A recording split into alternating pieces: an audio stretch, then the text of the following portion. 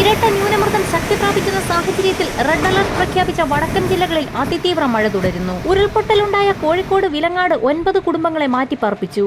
ആലപ്പുഴ തൃക്കുന്നപ്പുഴയിൽ കടലാക്രമണം രൂക്ഷമായി. നിരവധി വീടുകൾ തകർന്നു. റോഡുകളിലേക്ക് വെള്ളം ഇരച്ചു കയറി. ആലത്തൂരിൽ അറ്റകുറ്റപ്പണികൾക്കിടയിൽ ദേശീയപാത ഇടിഞ്ഞു താഴ്ന്നു. തൃശൂർ കുന്നംകുളം അടുപ്പൂട്ടി ഉരുളികുന്നിൽ ശക്തമായ മണ്ണിടിച്ചിൽ. 20ഓളം വീടുകൾ മണ്ണിടിച്ചിൽ ഭീഷണിയിലാണ്. ശക്തമായ മഴയെ തുടർന്ന് കണ്ണൂർ പഴശ്ശി ഡാമിന്റെ 8 ഷട്ടറുകൾ 1 മീറ്റർ വീതം ഉയർത്തി. പൊന്നാനിയിൽ കടലാക്രമണം രൂക്ഷമായി. കനത്ത മഴയ്ക്കിടെ മഞ്ചേശ്വരത്ത് ഡോൾഫിൻ കരക്കടിഞ്ഞു. പത്തനംതിട്ട, കോട്ടയം, ഇടുക്കി, എറണാകുളം, തൃശൂർ, പാലക്കാട്, മലപ്പുറം, കോഴിക്കോട്, വയനാട്, കണ്ണൂർ, കാസർഗോഡ് ജില്ലകളിൽ നാളെ റെഡ് അലർട്ട് പ്രഖ്യാപിച്ചു. അതിതീവ്ര മഴയ്ക്കുള്ള സാധ്യതയാണ് പ്രവചിച്ചിട്ടുള്ളത്. സംസ്ഥാനത്തടുത്ത 3 മണിക്കൂറിൽ തീവ്ര മഴയ്ക്ക് സാധ്യത. കാലവർഷം ശക്തി പ്രാപിച്ചതോടെ മലപ്പുറം, കോഴിക്കോട്, വയനാട്, കണ്ണൂർ, കാസർഗോഡ് ജില്ലകളിൽ ഇന്ന് റെഡ് അലർട്ട് പ്രഖ്യാപിച്ചു. ബാക്കിയുള്ള ജില്ലകളിൽ ഓറഞ്ച് അലർട്ട് നിലനിൽക്കുന്നു. കേരളത്തിൽ അടുത്ത 4 ദിവസം വ്യാപകമായ മഴയ്ക്ക് സാധ്യതയുണ്ടെന്നാണ് കാലാവസ്ഥാ നിരീക്ഷണ കേന്ദ്രത്തിന്റെ മുന്നറിയിപ്പ്.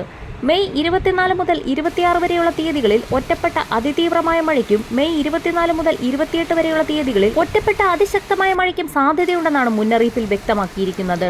ഏറ്റവും പുതിയ റഡാർ ചിത്രം പ്രകാരം കേരളത്തിലെ എറണാകുളം, തൃശൂർ ജില്ലകളിൽ അടുത്ത 3 മണിക്കൂറിൽ ഒറ്റപ്പെട്ടയിടങ്ങളിൽ ഇടിമിന്നലോടുകൂടിയ തീവ്രമായ മഴയ്ക്കും മണിക്കൂറിൽ 50 കിലോമീറ്റർ വരെ വേഗതയിൽ വീശിയടിച്ചേക്കാവുന്ന ശക്തമായ കാറ്റിനും സാധ്യത.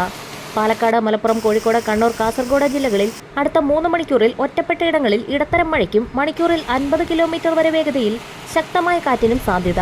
അതിശക്തമായ മഴ തുടരുന്ന സാഹചര്യത്തിൽ ഇടുക്കിയിൽ കല്ലാർകുട്ടി ഡാം തുറന്നു. തീരദേശവാസികൾ ജാഗ്രത പാലിക്കണമെന്ന് മുന്നറിയിപ്പ് നൽകി. മലങ്കര ഡാമിന്റെ 6 ഷട്ടറുകളിൽ 5 എണ്ണം തുറന്നതിനാൽ തൊടുപുഴ, മൂവാറ്റുപുഴ ആറുകളിൽ ജലനിരപ്പ് ഉയരുന്നു. തീരദേശവാസികൾ അതീവ ജാഗ്രത പാലിക്കണമെന്ന് ജില്ലാ ഭരണകൂടം മുന്നറിയിപ്പ് നൽകി. വരും മണിക്കൂറുകളിലെ കാലാവസ്ഥാ മുന്നറിയിപ്പുകൾക്കായി ചാനൽ സബ്സ്ക്രൈബ് ചെയ്യാൻ മറക്കാതിരിക്കുക.